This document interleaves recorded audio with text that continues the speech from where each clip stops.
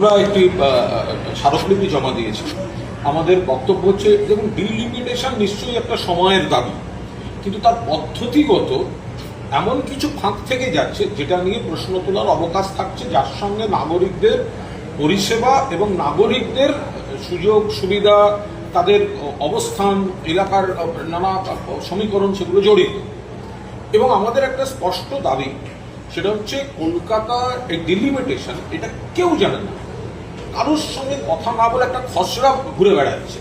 ফলে অবিলম্বে একটা অল পার্টি মিটিং ডিলিমিটেশন নিয়ে কলকাতা কর্পোরেশন সেটি ডাকতে হবে, এবং তার সঙ্গে এমএলএ যারা আছেন, জনপ্রতিনিধি যারা আছেন, অর্থাৎ কাউন্সিলরদের ঠিক ওপরে বিদায়ী কাউন্সিলর যারা আছেন, অল পার্টিতে এখানকার যারা রয়েছেন বা ছিলেন তাদের সকলের প্রতিনিধিত্ব, এবং সেখানে আরও যারা জনপ্রতিনিধি রয়েছেন ত্রিস্তরীয় তাদের রেখে মতামত নিয়ে এবং এলাকা ভিত্তিক একটা জনশুনানির সুযোগ দিতে হবে। তো তাতে ম্যাডাম যেটা জানিয়েছেন যে একটা উনি নিয়েছেন, স্মারকলিপিও গ্রহণ করেছেন। আমরা যে টেকনিক্যাল সমস্যাগুলোর কথা বলা হয়েছে, আইনি সমস্যার কথা বলা হয়েছে, কিন্তু তিনি বলেছেন এইভাবে মিটিং ডাকার অধিকারটা কর্পোরেশনের সরাসরি নেই।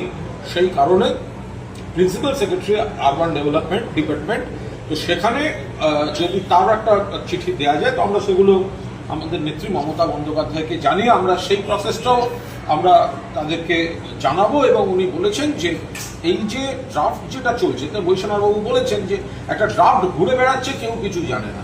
তো এখন বলছি যে এই ড্রাফটটাই শেষ কথা নয়, তাই তো বললেন যে ড্রাফটটাই শেষ কথা নয়, এটা একটা কাজ এগিয়ে রাখার জন্য একটা প্রাথমিকভাবে করা হয়েছে। ফলে এটাই যেমন আপত্তি জানানোর একটা শেষ তারিখ আছে, এরপর এটা চূড়ান্ত হওয়ার দিকে গেলে আরো মানে যা যা ক্লেমস, যা যা অবজেকশন, তার একটা ব্যবস্থা হবে। আমরা বলেছি সেটা যাতে মসৃণ নয়, সেই কারণে একটা অল পার্টি এবং সেখানে যেন ত্রিস্তরীয় জনপ্রতিনিধিদের রাখা হয় এবং এলাকা ভিত্তিক, বিশেষ করে যে যে এলাকা চেঞ্জ হচ্ছে, যে বুথগুলো, যে পার্টগুলোতে চেঞ্জটা হচ্ছে, তাদের একটা গণশুনানি, সেটার একটা সুযোগ দেওয়া দরকার।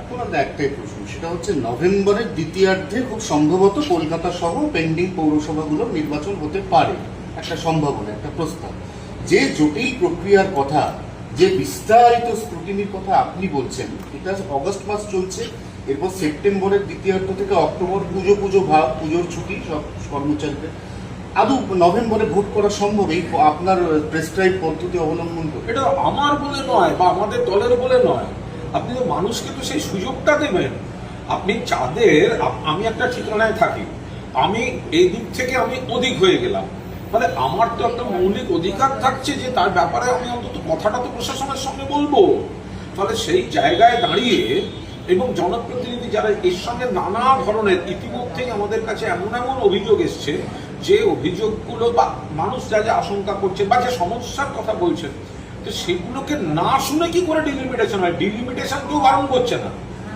একটা সময়ের দাবিতে যদি কোথাও একটা প্রচুর মানুষ ভোটার, কোথাও খুব কম ভোটার, ডিলিমিটেশন একটা জিনিস, কিন্তু ডিলিমিটেশনটা করার নামে তাড়াহুড়ো করে রাজনৈতিকভাবে যদি করা হয়, কোনো রাজনৈতিক দলের সুবিধার জন্য যদি করা হয়, তো সেখানে বাকি জনপ্রতিনিধিদের বা সব দলের মতামত এবং স্পেসিফিক্যালি যে বুথ, যে পার্ট, মানে যাদেরটা চেঞ্জ হচ্ছে, যারা একই জায়গায় রয়ে যাচ্ছেন মোটামুটি, আর যাদেরটা বদল হচ্ছে, সেখানে একটা গণশুনানির সুযোগ দেওয়া উচিত।